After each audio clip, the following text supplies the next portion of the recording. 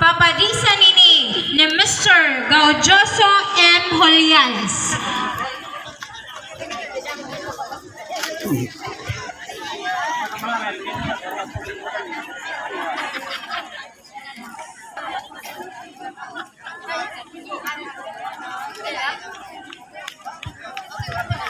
And parents of the candidates, kahuman pagkurat sa San iyo bata, pag andam na lakamusin, representative nga mag-assist or mag-witness para sa iyo kahon.